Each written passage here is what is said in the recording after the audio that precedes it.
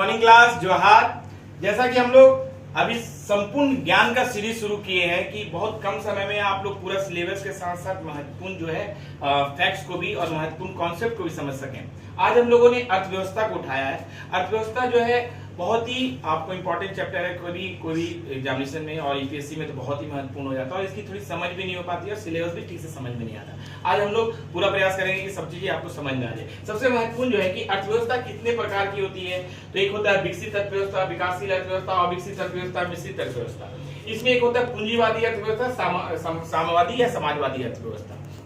ये अर्थव्यवस्था के प्रकार है। तो विकसित अर्थव्यवस्था और पूंजीवादी अर्थव्यवस्था दोनों समान एक ही तरफ होते, ज्यादातर अमेरिका और यूरोपियन राष्ट्र के देश होते हैं। विकासशील और मिश्रित अर्थव्यवस्था ज्यादातर विकासशील देश यानी जो कि डेवलपिंग देश है, जैसे भारत, ब्राजील, मैक्सिको है ना, चाइना, ये सब जो है कि ये दोनों चीजों को लेते हैं। और विकसित अर्थव्यवस्था जो है अफ्रीकी कंट्री होती है, जहां संसाधन तो बहुत ज्यादा है लेकिन उनका विकास वो लोग नहीं कर पाए हैं उनके संसाधनों का, तो अविकसित अर्थव्यवस्था है। इसी तरह जो है कि जीडीपी जो है हमारा जो बनता है, जैसे कि आय जैसे प्राप्त होती है, मोस्टली जो है 3 क्षेत्रों से होती है। पहला जो है प्राथमिक, द्वितीयक, तृतीयक, अभी चतुर्थ और पंचम भी आ गया है। प्राथमिक में कृषि और खनन जैसे चीज आते हैं, द्वितीयक में उद्योग और सारे विनिर्माण के क्षेत्र आते हैं, तृतीयक में सारा सेवा क्षेत्र आता है और चतुर्थ जो अभी थोड़ा सा आ गया है वो विदेशी व्यापार और विदेशी पूंजी से आता है। और पांचवा जो है सार्वजनिक सेवा से, जैसे कि अस्पताल की सेवा हुआ या आपको जो है कि अग्निशमन का हुआ है, फायर ब्रिगेड का सब आता है। इस तरह से इससे आपका जीडीपी ग्रोथ होता है। इसी में आगे हम लोग देखते हैं कि जीडीपी, जीएनपी, एनएनपी, राष्ट्रीय आय और प्रति व्यक्ति आय, ये सब को भी हम लोग पढ़ते हैं। तो ये सब एक तरह से अर्थव्यवस्था के जो है कि आपको मैक्रो अर्थव्यवस्था के पार्ट होते हैं। लेकिन अर्थव्यवस्था 2 भागों में विभाजित है। एक है माइक्रो अर्थव्यवस्था की, जो कि ज्यादातर सिविल सर्विस के बच्चे नहीं पढ़ते हैं, ज्यादातर इकोनॉमिक्स के बच्चे ही पढ़ते हैं और साधारण कंपटीशन भी मैक्रो ही पढ़ा जाता है, समष्टि अर्थव्यवस्था को। लेकिन व्यष्टि अर्थव्यवस्था भी थोड़ा जानना होगा। व्यष्टि अर्थव्यवस्था जो है प्रति इकाई वस्तु यानी कि जिस चीज का उत्पादन से संबंधित है, तो उत्पादन करने के लिए सबसे पहले जो है उपभोक्ता का व्यवहार को सिद्धांत को पढ़ेंगे, जिसके कि मांग को पढ़ेंगे कि मांग है कि नहीं उस चीज का। जब मांग होगा तो उसका फिर उत्पादन करने के लिए हम लोग प्रयास करेंगे, श्रम लगेगा, पूंजी लगेगा, आपको जो है कि कच्चे माल लगेंगे, तब जाकर उत्पादन होगा। जब ये दोनों चीज हो जाएगा तो फिर कीमत उसका निर्धारण होगा। तो ये तीनों चीजें जो है आपको जो है कि माइक्रो इकोनॉमिक्स में पढ़ेंगे, माइक्रो में पढ़ेंगे और मैक्रो में जो है कि वृहद रूप से आपको अर्थव्यवस्था को पढ़ेंगे। अर्थव्यवस्था का दूसरा जो महत्वपूर्ण चीज है जो मैक्रो इकोनॉमिक्स है, उसमें सरकारी मुद्रा पूर्ति। ये जो है सरकार को जो पैसा कहां से आता है, पैसा इसको जो है 2 बाजार होते हैं, पूंजी बाजार और मुद्रा बाजार। पूंजी बाजार जो है दीर्घ काल के लिए होता है, मुद्रा बाजार जो है शॉर्ट टाइम के लिए होता है।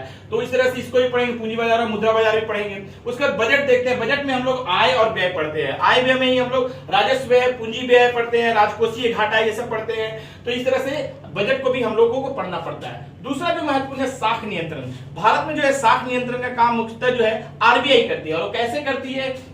बैंक रेट हो, रेपो रेट हो, रिवर्स रेपो रेट हो, सीआरआर हो, एसएलआर हो या एमएस है, ये सब से, एमएसएफ से, यानी इस सब से जो है कि आपको बैंकों को लोन लेना महंगा पड़ेगा, तो हम लोगों को लोन महंगा देगा तो हमारी क्रय क्षमता कम हो जाएगी। ये क्रय क्षमता का महत्वपूर्ण योगदान जो है आपको आगे देखेंगे मुद्रास्फीति में। मुद्रास्फीति जो है कि मुद्रा की वस्तु की कीमत जब बढ़ जाती है उसको मुद्रास्फीति बोलते हैं। तो वस्तु और मुद्रा की वस्तु की कीमत बढ़ जाने के बहुत सारे कारण होते हैं, जिसमें क्रय क्षमता अगर आपकी बढ़ जाती है तो कोई भी कीमत में चीजों को खरीद लेंगे, ये भी एक महत्वपूर्ण कारण होता है। लेकिन मुद्रास्फीति में सबसे ज्यादा महत्वपूर्ण है मांग जनित। जब मांग बढ़ जाएगा तो कीमत बढ़ेगी। दूसरा है पूर्ति जनित, जब पूर्ति कम होगा तो उसका दाम बढ़ेगा। तीसरा है लागत जनित, किसी वस्तु के उत्पादन में लागत बढ़ेगा तो भी उसका दाम बढ़ेगा। आपदा जनित, कहीं आपदा आ गया तो वहां चीजें महंगी हो जाएंगी। फिर सरकार की जो नीतियां हैं, टैक्स लगाएगा तो उससे भी महंगा हो जाएगा। फिर जो है आपको क्रय क्षमता, हम लोग जानते हैं कि रिजर्व बैंक ऑफ इंडिया हम लोग की क्रय क्षमता को कंट्रोल करता है। फिर हम लोग एक महत्वपूर्ण चीज पढ़ते हैं रोजगार सिद्धांत और बैंकिंग अवधारणा। रोजगार सिद्धांत में हम लोग रोजगार कैसे, तो रोजगार जो हम लोग देते हैं, सरकार को रोजगार देना जरूरी। रोजगार देगा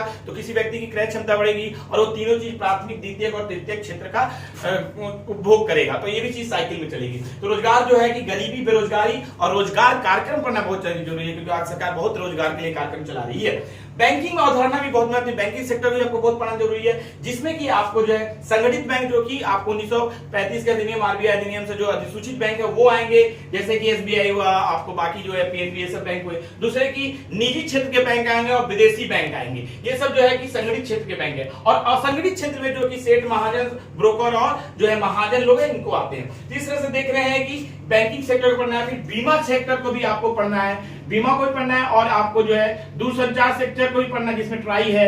इस तरह से आपको बहुत सारी चीजों को और पढ़ना है और इसके साथ कुछ चैप्टर्स है जैसे परिवहन को भी पढ़ना है और जनसंख्या से हमेशा क्वेश्चन आते ही आते हैं इसको बहुत, और विदेशी व्यापार आयात निर्यात से संबंधित भी क्वेश्चन आएंगे और अंतरराष्ट्रीय संगठन जो ऐसे होते हैं जैसे सार्क हुआ, आसियान हुआ या आपको विश्व बैंक हुआ या आपको जो अंतरराष्ट्रीय वित्त निगम हुआ, जो भी मुद्रा कोष हुआ, सभी चीज आपको इसमें पढ़ना है। G20 हुआ या G8 हुआ, ये सब चीज अंतरराष्ट्रीय संगठन में आपको पढ़ना है। उसके बाद कृषि और जो है कि अलग से आपको कृषि, उद्योग, खनिज, ये चैप्टर को भी आपको पढ़ना है।